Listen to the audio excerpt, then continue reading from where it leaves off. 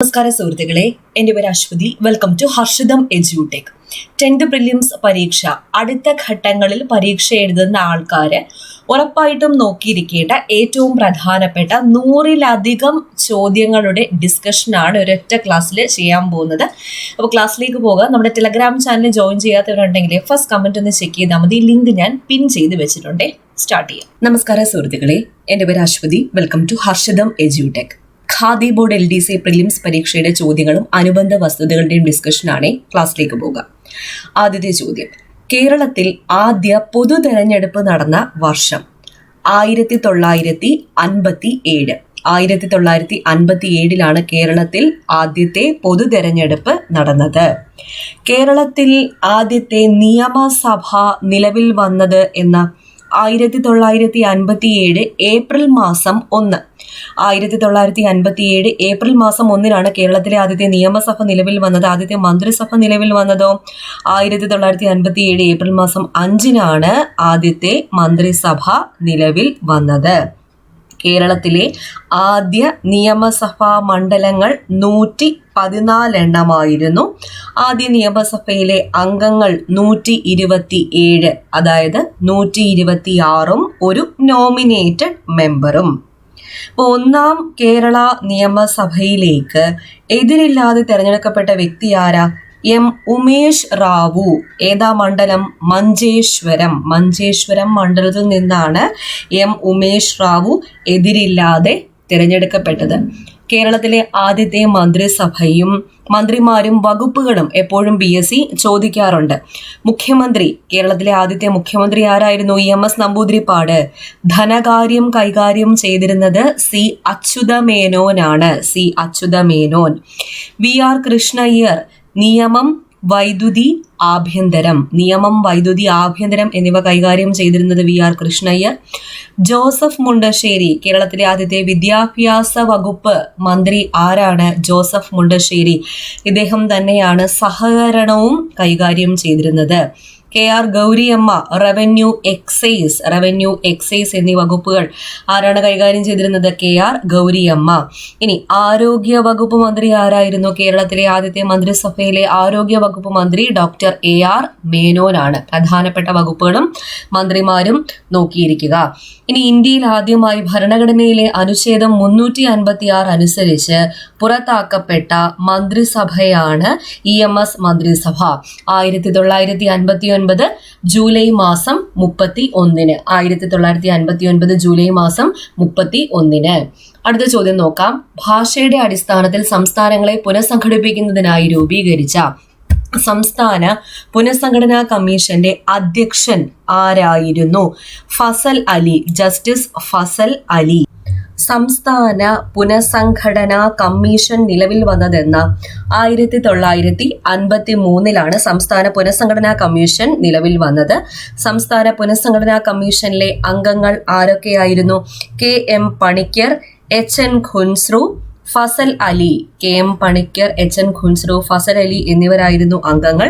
ഇപ്പോൾ ഭാഷാ അടിസ്ഥാനത്തിൽ സംസ്ഥാനങ്ങളെ പുനഃസംഘടിപ്പിക്കുന്നതിനായി രൂപീകൃതമായ സംസ്ഥാന പുനഃസംഘടനാ കമ്മീഷന്റെ അധ്യക്ഷനായിരുന്നു ഫസൽ അലി, ജസ്റ്റിസ് ഫസൽ അലി. ഇനി സംസ്ഥാന പുനഃസംഘടനാ കമ്മീഷനിൽ അംഗമായിരുന്ന മലയാളി ആരാണെന്ന് ചോദിച്ചാൽ KM പണിക്കരായിരുന്നു മലയാളി. ഇന്ത്യൻ സംസ്ഥാന പുനഃസംഘടനാ നിയമം പാർലമെന്റ് പാസാക്കിയ വർഷം ഏതാണ്? 1956. ഇപ്പോൾ ഇന്ത്യൻ സംസ്ഥാന പുനഃസംഘടനാ നിയമം പാർലമെന്റ് പാസാക്കിയ വർഷം 1956. 1956 സംസ്ഥാന പുനഃസംഘടനാ നിയമപ്രകാരം എത്ര സംസ്ഥാനങ്ങളും എത്ര കേന്ദ്രഭരണ പ്രദേശങ്ങളുമാണ് നിലവിൽ വന്നത്? 14 സംസ്ഥാനങ്ങളും 6 കേന്ദ്രഭരണ പ്രദേശങ്ങളുമാണ് നിലവിൽ വന്നത്. 14 സംസ്ഥാനങ്ങളും 6 കേന്ദ്രഭരണ പ്രദേശങ്ങളും. അടുത്ത ചോദ്യം നോക്കാം. ഒന്നാം സ്വാതന്ത്ര്യ സമരം ആദ്യമായി ആരംഭിച്ച സ്ഥലം ഏത്? മീററ്റ്. ഉത്തർപ്രദേശിലെ മീററ്റിൽ നിന്നാണ് ഒന്നാം സ്വാതന്ത്ര്യ സമരം 1857 ഒന്നാം സ്വാതന്ത്ര്യ സമരം പൊട്ടിപ്പുറപ്പെട്ടത്. 1857 വിപ്ലവ സമയത്തെ ബ്രിട്ടീഷ് ഗവർണർ ജനറൽ ആരായിരുന്നു? കാനിങ് പ്രഭു ആയിരുന്നു ബ്രിട്ടീഷ് ഗവർണർ ജനറൽ. ബ്രിട്ടീഷ് പ്രധാനമന്ത്രി ആരായിരുന്നു? പാൽമസ്റ്റൺ പ്രഭു ആയിരുന്നു ബ്രിട്ടീഷ് പ്രധാനമന്ത്രി. ബ്രിട്ടീഷ് രാജ്ഞി ആരായിരുന്നു? വിക്ടോറിയ രാജ്ഞി ആയിരുന്നു ബ്രിട്ടീഷ് രാജ്ഞി. ഇനി 1857 കലാപത്തിന്റെ പ്രധാന സ്ഥലങ്ങളും അവിടെ നേതൃത്വം നൽകിയ വ്യക്തികളെയും നോക്കാം. ഝാൻസിയിൽ നേതൃത്വം നൽകിയത് മണികർണിക അഥവാ റാണി ലക്ഷ്മിഭായ്. ഝാൻസി റാണിയാണ് ഝാൻസിയിൽ നേതൃത്വം നൽകിയത്. ലക്നൌവിൽ നേതൃത്വം നൽകിയത് ആരാണ്? ബീഗം ഹസ്രത് മഹൽ. ലക്നൌവിലും അവധിലും ആഗ്രയിലുമൊക്കെ നേതൃത്വം നൽകിയത് ബീഗം ഹസ്രത് മഹലാണ്. ഫൈസാബാദിൽ മൗലവി അഹമ്മദുള്ളയാണ് ഫൈസാബാദിൽ നേതൃത്വം നൽകിയത്. ഡൽഹിയിൽ ബഹദൂർ ഷാ രണ്ടാമനാണ് ഡൽഹിയിൽ നേതൃത്വം നൽകിയത്. കാൺപൂരിൽ നാനാ സാഹിബും താന്തിയ തോപ്പിയും. കാൺപൂരിൽ നേതൃത്വം നൽകിയത് ആരൊക്കെയാണ്? നാനാ സാഹിബും താന്തിയ തോപ്പിയും. ഈ നാനാ സാഹിബിന്റെ യഥാർത്ഥ നാമം എന്താ? ദോണ്ടു പന്ത് എന്നതാണ് നാനാ സാഹിബിന്റെ യഥാർത്ഥ നാമം. 1857 കലാപത്തിന്റെ ബുദ്ധികേന്ദ്രം എന്നറിയപ്പെടുന്നത് ആരാണ്? നാനാ സാഹിബാണ്. മൂന്നാം നെപ്പോളിയൻ എന്നറിയപ്പെടുന്നത് ആരാണ്? നാനാ സാഹിബാണ്. കാൺപൂരിൽ നടന്ന ബിബിഖർ കൂട്ടക്കൊലയ്ക്ക് നേതൃത്വം നൽകിയ വ്യക്തി ആരാണെന്ന് ചോദിച്ചാൽ നാനാ സാഹിബാണ്. കാൺപൂരിൽ നടന്ന ബിബിഖർ കൂട്ടക്കൊലയ്ക്ക് നേതൃത്വം നൽകിയ വ്യക്തി ആരാ? നാനാ സാഹിബ്. അടുത്ത ചോദ്യം, കേരളത്തിന്റെ ദേശീയോത്സവം ഓണമാണ് കേരളത്തിന്റെ ദേശീയോത്സവം. ഓണം കേരളത്തിന്റെ ദേശീയ ഉത്സവമായി പ്രഖ്യാപിച്ച വർഷം ഏത്?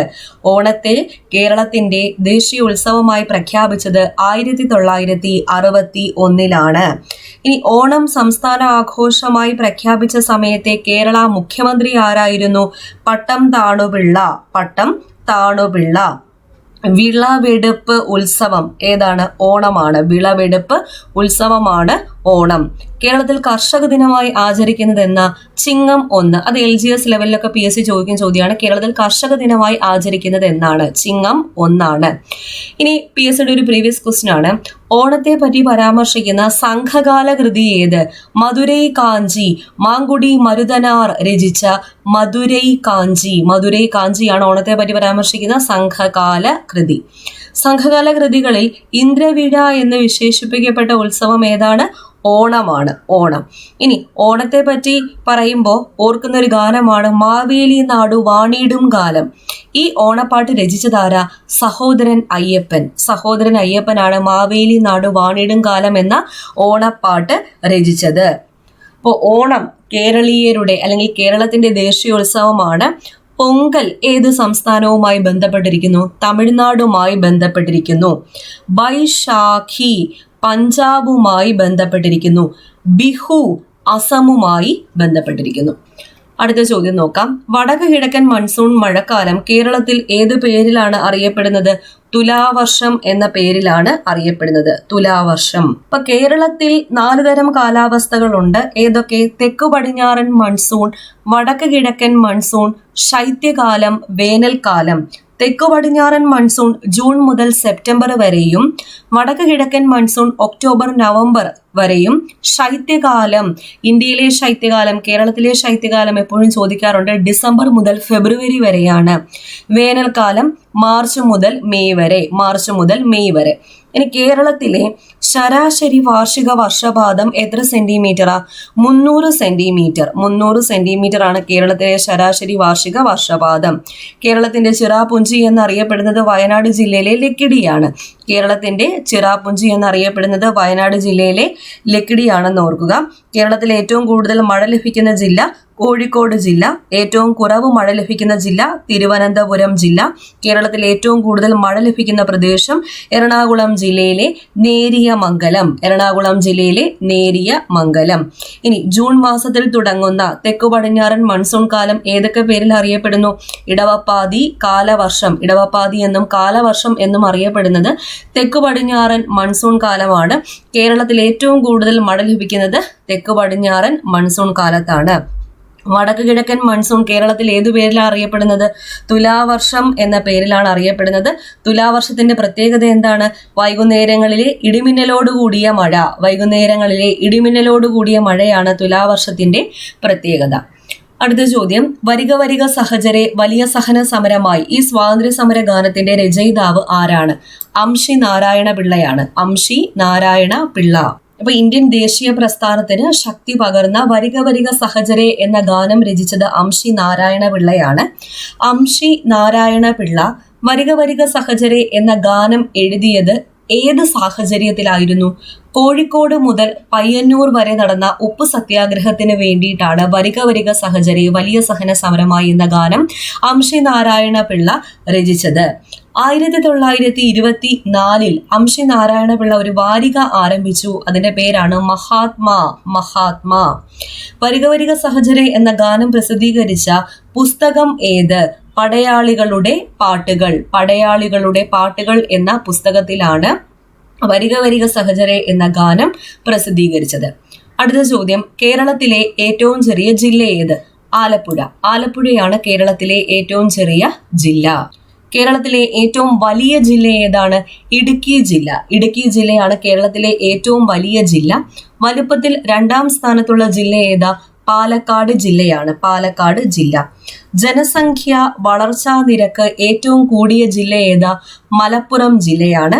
ജനസംഖ്യ വളർച്ചാ നിരക്ക് ഏറ്റവും കുറഞ്ഞ ജില്ല ഏതാ? പത്തനംതിട്ട ജില്ല. ജനസാന്ദ്രത ഏറ്റവും കൂടിയ ജില്ല ഏതാ? തിരുവനന്തപുരം. Population density. ജനസാന്ദ്രത കുറഞ്ഞ ജില്ല ഏതാ? ഇടുക്കി ജില്ല. സ്ത്രീ പുരുഷ അനുപാതം കൂടിയ ജില്ല ഏതാ? കണ്ണൂർ ജില്ലയിലാണ് സ്ത്രീ പുരുഷ അനുപാതം കൂടുതൽ. സ്ത്രീ പുരുഷ അനുപാതം കുറഞ്ഞ ജില്ല ഏതാണ്? ഇടുക്കി ജില്ല. അടുത്ത ചോദ്യം, തിരുവിതാംകൂറിലെ മുഖ്യ നിരത്തുകളിലൂടെ വില്ലുവണ്ടിയിൽ സഞ്ചരിച്ച് ചരിത്രം സൃഷ്ടിച്ച സാമൂഹിക പരിഷ്കർത്താവ് ആരാണ്? അയ്യങ്കാളിയാണ്.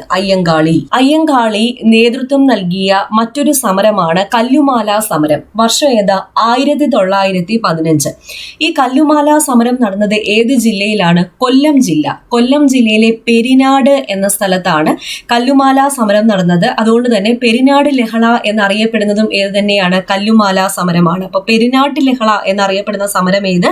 കല്ലുമാല സമരം. അയ്യങ്കാളിയുടെ പ്രശസ്തമായ ഒരു പ്രഖ്യാപനം, ഒരു വാചകമുണ്ട്. എന്താ അത്?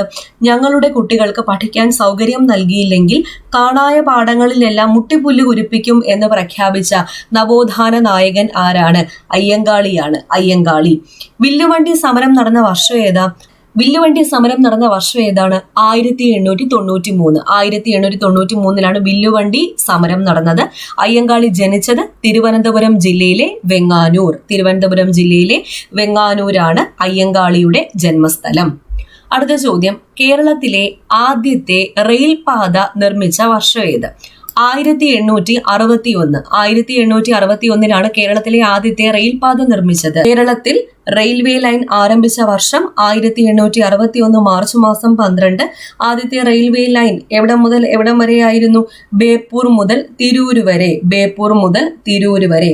ഇനി ഇന്ത്യയിലെ ആദ്യത്തെ റെയിൽവേ ലൈനോ? 1853. എവിടെ മുതൽ എവിടെ വരെ? ബോംബെ മുതൽ താനെ വരെ. ഇന്ത്യയിലെ ആദ്യത്തെ മെട്രോ റെയിൽ 1984 ആരംഭിച്ചത് കൊൽക്കത്തയിൽ. ഇന്ത്യയിലെ ആദ്യത്തെ മോണോ റെയിൽ 2014 ആരംഭിച്ചത് മുംബൈയിൽ. കേരളത്തിലെ ആദ്യത്തെ റെയിൽവേ ഡിവിഷൻ പാലക്കാട്. ഇനി പെരുമൺ തീവണ്ടി ദുരന്തം നടന്ന വർഷം 1988 ജൂലൈ മാസം 8. ആ വർഷവും ഡേറ്റും ഇമ്പോർട്ടന്റ് ആണ്. 1988 ജൂലൈ മാസം 8 പെരുമൺ തീവണ്ടി ദുരന്തം നടന്നത്. കടലുണ്ടി ട്രെയിൻ ദുരന്തം നടന്ന വർഷം ഏതാണ്? 2001 കടലുണ്ടി ട്രെയിൻ ദുരന്തം നടന്നത്. ഓക്കെ, അപ്പൊ ഇത്രയും ക്വസ്റ്റ്യൻസ് ആണ് ഡിസ്കസ് ചെയ്തത്. എല്ലാം പ്രധാനപ്പെട്ടവയാണ്. റിലേറ്റഡ് ഫാക്ട്സ് നന്നായിട്ട് നോക്കിയിരിക്കാം. അടുത്ത ക്ലാസ്സിൽ വീണ്ടും കാണാം.